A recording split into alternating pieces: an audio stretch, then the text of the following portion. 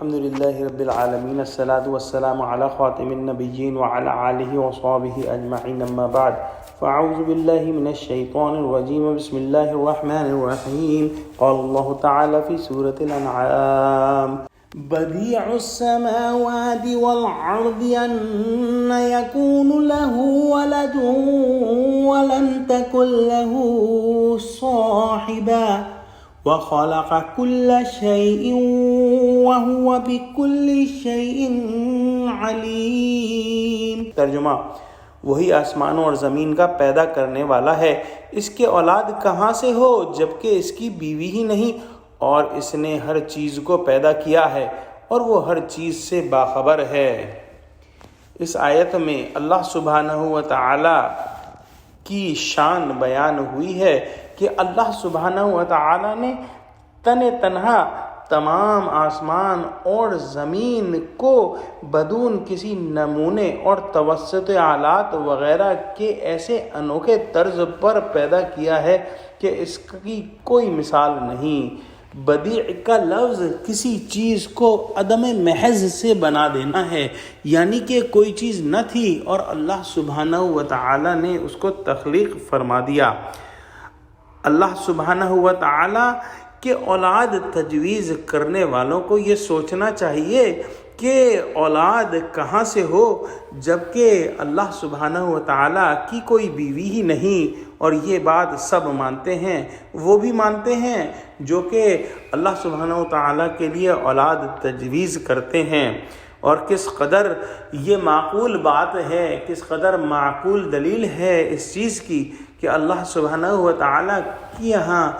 کوئی اولاد ممکن ہی نہیں، چونکہ اس کی کوئی بیوی ہی نہیں، اور اللہ سبحانہ و تعالی نے تمام چیزیں پیدا فرمائی ہیں، اس کو کسی نے پیدا نہیں کیا۔ تو جب اللہ سبحانہ و تعالی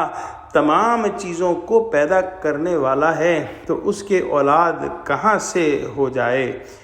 آج اس کو شرکاء کی امداد اور بیٹے پوتے کا سہارا ڈھونڈنے کی کیا ضرورت ہے، جبکہ اللہ سبحانہ و تعالی ہی خالق مطلق ہے اس کائنات کا۔ تعجب ہے کہ جب کسی مخلوق کو تم حقیقتاً خدا کی اولاد قرار دیتے ہو تو ان بچوں کی ماں کسے تجویز کرو گے، اور اس ماں کا تعلق خدا کے ساتھ کس قسم کا مانو گے؟ حضرت عیسیٰ علیہ السلام کو عیسائی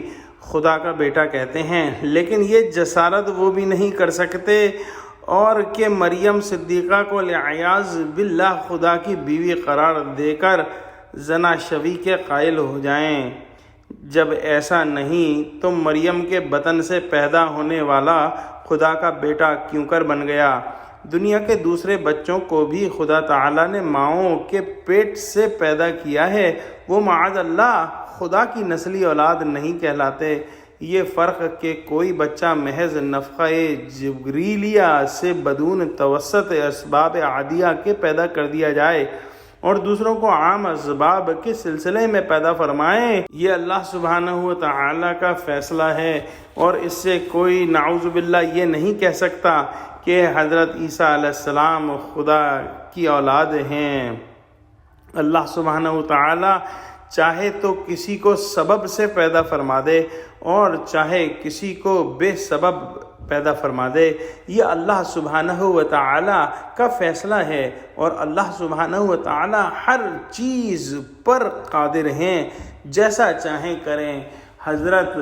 عیسیٰ علیہ السلام کے زمانے میں ہی حضرت یحییٰ علیہ السلام پیدا ہوئے اور ان کے والدین نہایت بوڑھے اور ان کی والدہ خاص طور پر بانجھ تھیں۔ یہ بھی معجزہ اللہ سبحانہ و تعالی نے کر کے دکھایا، کیونکہ اللہ سبحانہ و تعالی ہر چیز پر قادر ہیں۔ دعا کرتے ہیں کہ اللہ سبحانہ و تعالی ہم کو قرآن کا فہم عطا فرما اور ہم کو کامل توحید پر قائم فرما دے، آمین۔ وآخر دعوانا الحمدللہ رب العالمین، السلام علیکم۔